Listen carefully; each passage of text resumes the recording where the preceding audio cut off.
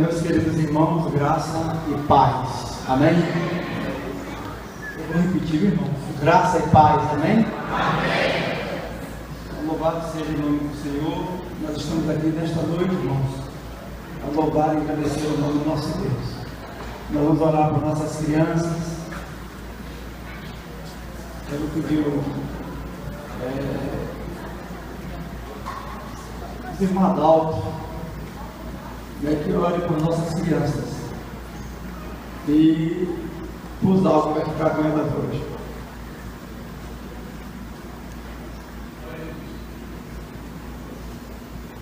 Deus Pai, Deus Filho, Deus Espírito Santo. Amém. Agradecido, exaltado, prazer, queremos te agradecer, Senhor, por esse momento tão solene, tão importante para a nossa vida. Amém. Queremos te agradecer por tudo que ele assim desenvolveu nesta noite, pelos hinos cantados, mensagens cantadas, pelos testemunhos. Queremos te pedir pelas nossas crianças, por esses seres humanos, por esses nossos queridos irmãozinhos que estão crescendo na graça e no conhecimento de Cristo Jesus. Que o Senhor inspire e dê muita sabedoria às irmãs que estão orientando e aconselhando e instruindo essas crianças, para que eles se fortaleçam mais e mais e cresçam até atingir a estatura do Cristo Jesus. Amém. Queremos te agradecer por todos essas crianças, meninos e meninas, para que essa nossa vida também seja um exemplo, uma lição bastante profunda do coração delas. Que elas possam ver cada um de nós a presença de Deus. A presença de Deus que está nele. Nós já te agradecemos. No nome santo e glorioso de Jesus. Amém. Nós vamos abrir nossas Bíblias na carta do apóstolo São Paulo aos Romanos.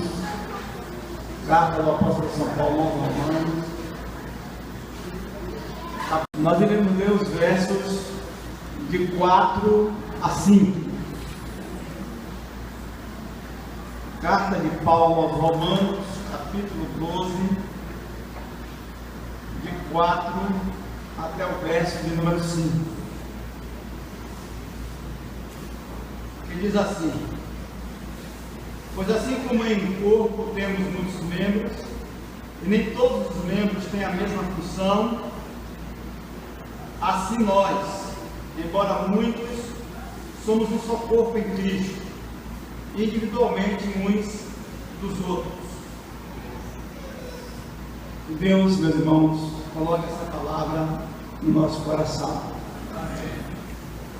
Senhor nosso Deus, nosso Pai eterno, nós te glorificamos, te pedimos, ó Deus, a orientação do teu Espírito para este momento, ó Senhor, para que, ó Deus, a tua palavra seja dada no abrir da boca do teu servo.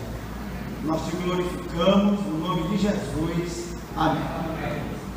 Hoje está conosco o pastor Wagner, do Apocalipse, né?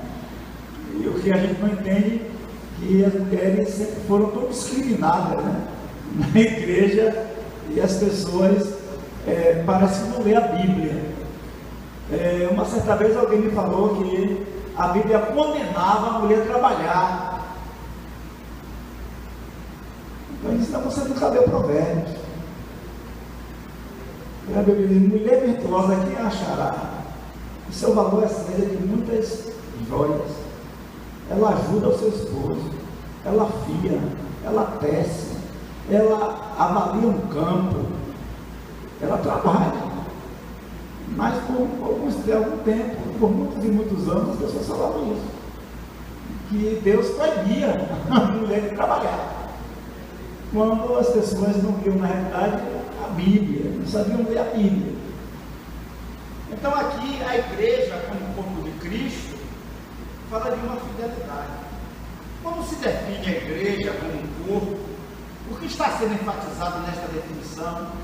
Que benefícios a colocação deste conceito, desta metáfora, deste entendimento, desta prática, pode trazer a nossa vida, em particular, a vida de cada um de nós, particularmente, e a vida da igreja como um todo. Que ferramentas Deus utiliza para ajudar a sua igreja a ser o seu corpo visível na terra? São estes e outros pontos que desejamos refletir nesta noite. Então, o conceito de igreja, ou entendimento de igreja como um corpo, enfatiza, como nós já falamos anteriormente, uma fidelidade, e uma fidelidade que deve ser compreendida prioritariamente pela ideia que traz o corpo, que é uma ideia de unidade. A harmonia e a beleza do corpo se estabelece pela sua unidade. O corpo uno não é uma coisa só, é também diverso. E é essa diversidade que causa no corpo as belezas de suas funções. Nossas mãos, não é? Que nós podemos aplicar à vida da igreja, o que está em Eclesiastes: tudo que tiver as mãos para fazer, faz conforme as tuas forças. Porque aonde você vai, para onde você vai, futuramente, onde todos nós iremos, que é para a sepultura, não há tecnologia alguma, não há ciência alguma, não há nada, né, para se fazer. Então, nós precisamos trabalhar enquanto é dia, nós precisamos labutar enquanto é tempo, porque virá a hora em que muitos quererão e não encontrarão. E a Bíblia diz, irmãos, que haverá um dia sede e fome. Não é sede de água e nem sede e nem fome de pão, mas sede e fome da palavra de Deus. Então, nós que vivemos no presente século, que temos tantas coisas para realizar como membro da Igreja de Cristo e como igreja de um modo geral, ou seja, tanto individualmente como coletivamente. O texto da carta do apóstolo São Paulo aos Coríntios diz assim: como o corpo é um e tem muitos membros, e todos os membros, sendo muitos, formam um só corpo, assim também é Cristo. 1 Coríntios 12, 1 Coríntios 12, de 14 a 20, diz: porque também o corpo não é um membro, mas muitos membros, não é? E é por isso que é importante o conceito e o entendimento de fidelidade, não é? Porque Deus vai nos olhar de um modo individual, vai nos avaliar de modo individual, mas também vai nos avaliar como igreja. Então, como igreja, mesmo que 30% da igreja seja fiel e 70% não seja, a igreja vai ser compreendida como uma igreja infiel, ela será reprovada. E é por isso que todos nós precisamos ter um alvo comum na vida da igreja, né? Agir de um modo comum na vida da igreja, para que em tudo a igreja seja aceita e seja vista como fiel. Por isso, né, não, se o pé disser, porque não sou mão, não sou do corpo, nem por isso deixará de ser do corpo. E se a orelha disser, porque não sou olho, não sou do corpo, nem por isso deixará de ser corpo. Se o corpo todo fosse olho, onde estaria o ouvido?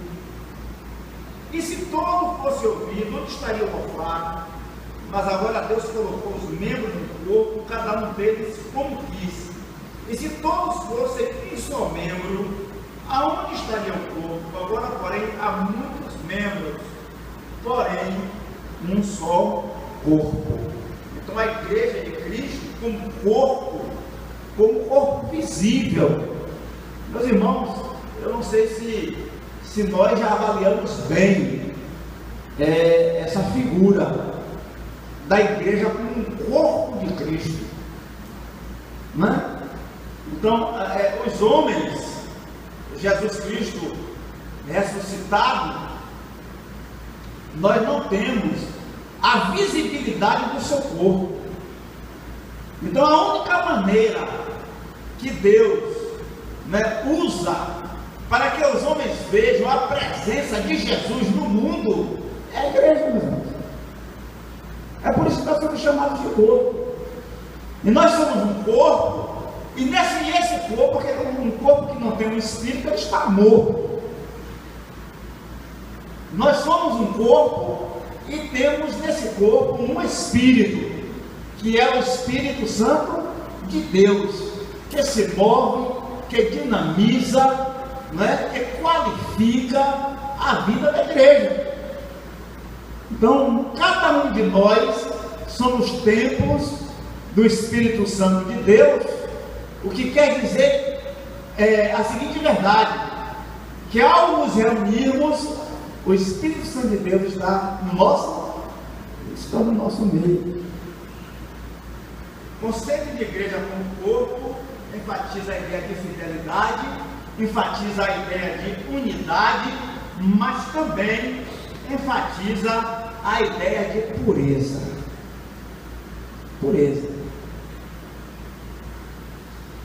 Eu mostrei uma expressão na Bíblia que eu procuro não esquecer. Tudo é puro para aqueles que são puros. Olha, a igreja é um corpo puro, meus irmãos. A maldade é uma coisa que nós devemos nem se aproximar dela, porque nós somos puros de coração. Olha, ser puro de coração é algo maravilhoso, meu irmão. É algo maravilhoso. Ser puro de coração não é ser idiota, não.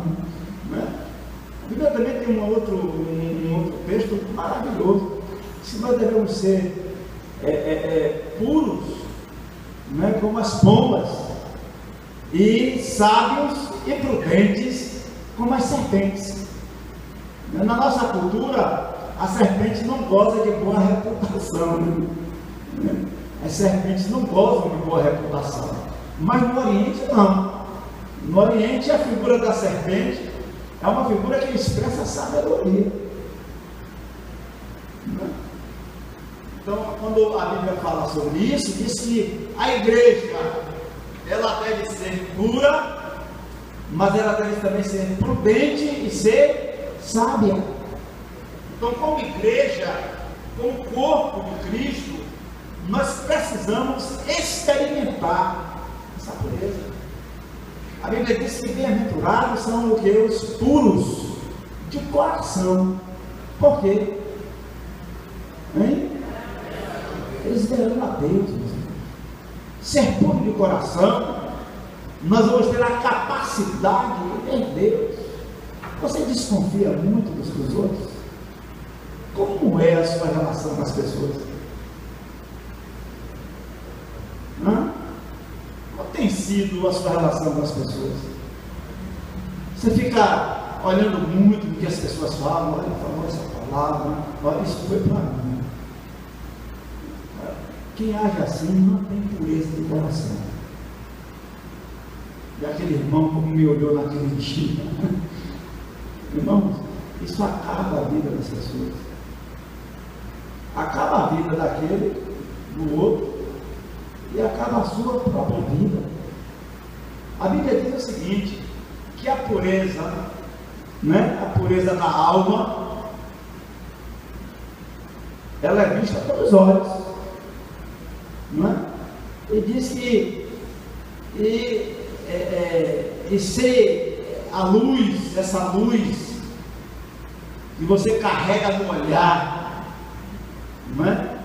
For trevas, em quão grandes trevas você não está. Então, a igreja é um corpo, e sendo o corpo de Cristo, ele deve ser puro, como foi o corpo de Cristo, que não conheceu o pecado. Então, a igreja, como corpo de Cristo, ela experimenta essa pureza, que é uma resistência contra o pecado. Está entendendo, amados? Então nós precisamos ser resistentes contra o pecado. Irmãos, o corpo, para ser resistente a algumas doenças, o que é preciso fazer com esse corpo? Desde quando ele nasce, os papais aí, todos eles já sabem, né? As mamães devem vacinar-se, devem receber uma vacina para criar anticorpos que resistam às investidas do micro-organismo, para que ele não entre na fase de incubação, não é isso também, e a doença se instala. Eu aprendi direitinho, né? Está entendendo? Então é assim, meus irmãos. Nós já temos o antídoto. Nós somos vacinados. E qual é essa vacina? É o sangue de Jesus. A Bíblia diz que o sangue de Jesus nos deixa resistentes contra todo o pecado. O sangue de Jesus nos deixa resistentes, irmão. As pessoas, homens e mulheres, resistentes ao pecado. Sem derramamento de sangue não há remissão de pecados. O sangue de Jesus é essa vacina poderosa que pode fazer da igreja, meus irmãos, um corpo puro, um corpo resistente contra o pecado. E também, ser puro de coração é querer uma coisa só. Você é uma pessoa que quer muitas coisas, você não é puro de coração. E parece que quem muito quer, nada tem. Não é isso que diz o ditado popular? Quem muito deseja, quem muito quer, nada tem e nada possui. Então, ser puro de coração é querer uma coisa só, né? Querer uma coisa só, desejar uma coisa só. O Mateus, capítulo 5, diz: se teu olho direito te faz tropeçar, arranca-o e lança-o de ti, pois que é melhor que se percam nos teus membros do que seja todo o teu corpo lançado no inferno. E se a tua mão direita te faz tropeçar, corta e lança de ti, pois é melhor que se perca um dos teus membros do que vá todo o teu corpo para o inferno. A candeia do corpo são os olhos, de sorte que, se os teus olhos forem bons, todo o teu corpo terá luz. Se porém os teus olhos forem maus, o teu corpo será tenebroso. Se portanto a luz que há em ti são trevas, em quão grandes trevas você não está. Vamos cultivar isso, irmãos. Vamos praticar essas coisas. Uma igreja que tem um coração puro tem autoridade para corrigir uns aos outros. Sabe por que às vezes nós não temos autoridade para chamar o outro irmão? Não é rechaçar o irmão, não. Viu? É chamá-lo com amor, com carinho. Sabe, porque muitos de nós não temos essa autoridade para chamar o irmão quando ele erra, dizer que o irmão errou, nós vamos orar, nós vamos superar juntos isso, porque nós não temos pureza de coração. Não é? E às vezes, se não tivermos cuidado, quando uma pessoa tropeça, a gente até se sente maior. Não é dizer: olha, ele caiu, mas eu continuo aqui de pé, eu sou mais forte que ele. Irmãos, esse é o cristianismo do horror, viu? Esse é um cristianismo que não ajuda em nada, e nem Jesus ensinou isso. Ao contrário, a Bíblia ensina o seguinte: você que está em pé, tem que ter cuidado, para que você também não caia. E diz mais, que nós devemos ter cuidado quando falamos, quando agimos na vida da igreja, para que não se extravie aquele que já é irmão. Então deve haver um cuidado uns com os outros.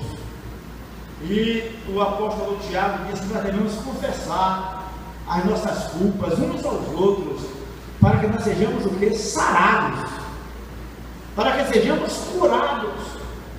E nós vimos que, de manhã, né, que isso tem tudo a ver com fidelidade, porque se não tivermos isso, se não formos capazes de agir assim, não haverá o que? Maturidade emocional na vida da igreja. A igreja deixa de ser uma igreja leal a Jesus, né? E nós, individualmente, deixamos de ser leais uns para com os outros.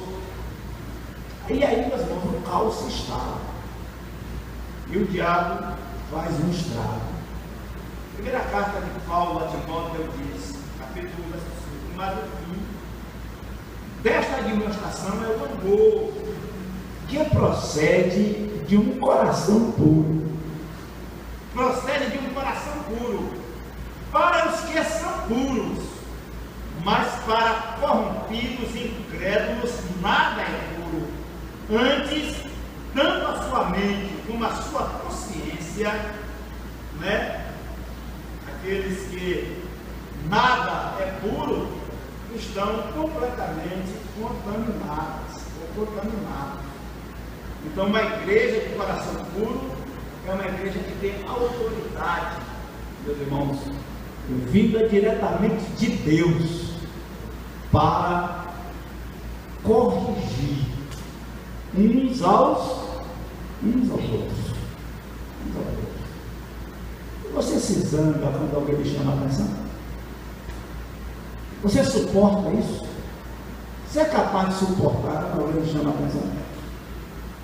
É muito pesado para você ouvir conselhos de alguém?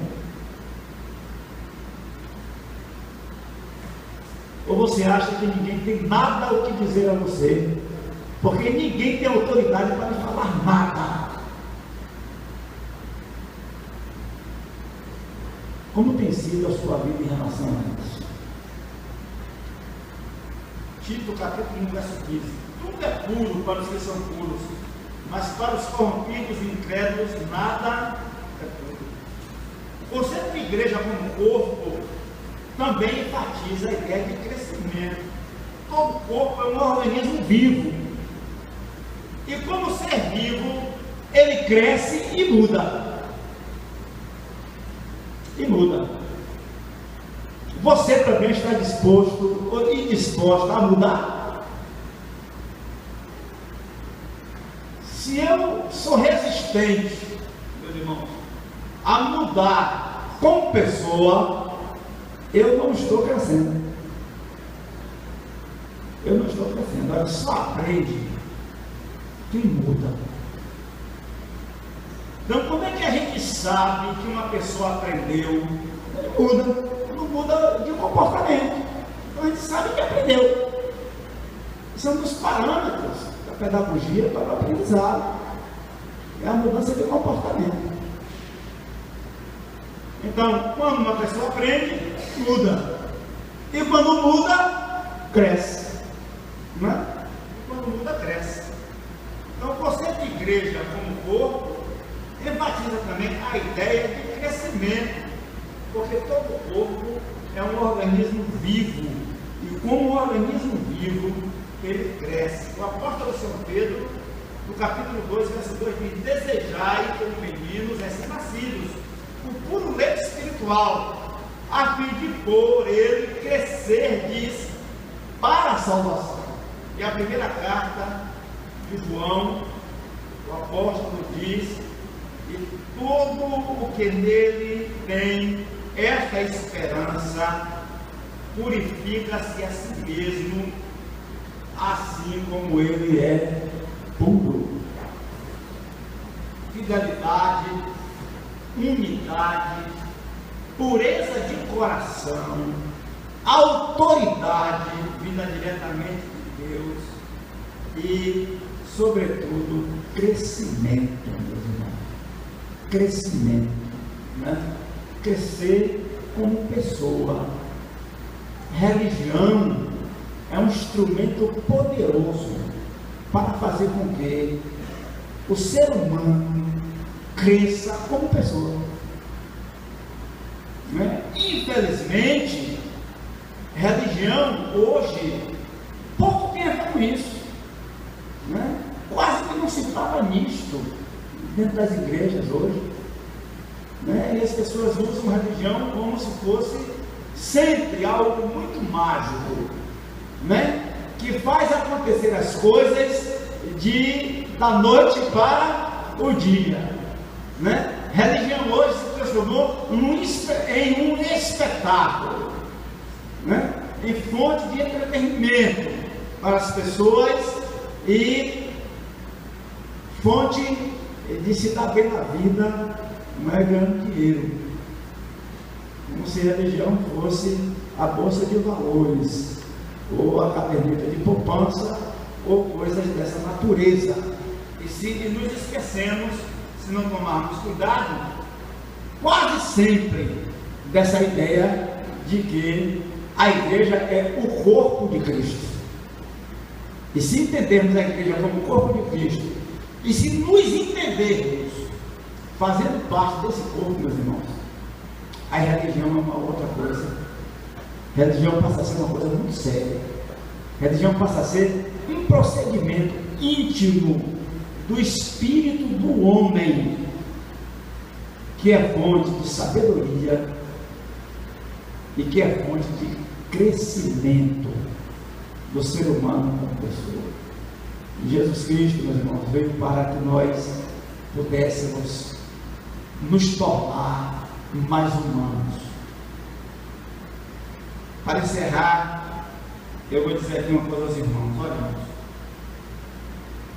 se Jesus não tivesse nascido, se nós não soubéssemos da existência de Jesus, ninguém saberia o que era ser humano. Porque já havia, nós teríamos perdido. Não saberíamos, não. Nós só sabemos o que é ser humano porque Jesus nasceu. E ele é um modelo. E nele nós vemos todas as virtudes do que é ser humano, do que é o homem criado por Deus. A gente pode ver em Jesus. Se Jesus não tivesse vivido, meus irmãos, entre nós, se nós não soubéssemos de Jesus, se não tivéssemos registrado na Bíblia a vida de Jesus, o mundo era um caos. Ninguém sabia o que era ser humano. E a igreja, olha a responsabilidade, irmão, é o corpo de Cristo visível na terra. Deus abençoe. Vamos ficar de pé. Nós vamos orar agradecendo a Deus e ao mesmo tempo convocar a igreja, os irmãos, para que a cada dia, meus irmãos, exerçam a sua fidelidade para com Deus em tudo, né? Para que Deus seja glorificado em nossos corpos também, em tudo. Então nós vamos orar. Eu vou pedir ao nosso irmão Francisco que nos despeça uma palavra de oração. Amém. Abençoe pelo céu, pastor Miquel, para o trabalho. Continue usando ele dessa forma tão especial, meu Pai. E que nós, como ovelhas, meu Pai, possamos ser ovelhas obedientes à tua palavra, que nós possamos ser grato a Ti, Deus, por Jesus Cristo ter nascido, meu Pai, e podemos ser pessoas mais humanas. Deus, nós te louvamos nesse momento também, meu Pai, por essa noite tão especial, meu Pai, que o Senhor nos trouxe. Deus, abençoe nesta hora também os nossos discípulos, Pai, desta igreja, meu Pai, e como em nome de elas, que possam estar ouvindo dos Pai a tua palavra. Nós te louvamos também pela liderança desta igreja, meu Pai, pela família pastoral, meu Pai. Nós queremos te louvar, Deus, Pai, nesta hora, porque tu és nosso Deus, nosso refúgio e a nossa fortaleza, Pai. Nós queremos, Deus, nesse momento também te pedir por todos aqueles irmãos que foram à frente, meu Pai, nesta noite, meu Pai, e que esses problemas, talvez ocultos, meu Pai, problemas difíceis de ser resolvidos, meu Pai. Noite de sono, irmãos, tenham uma semana maravilhosa e lembrem que sexta-feira começam as nossas conferências e os irmãos precisam estar na igreja.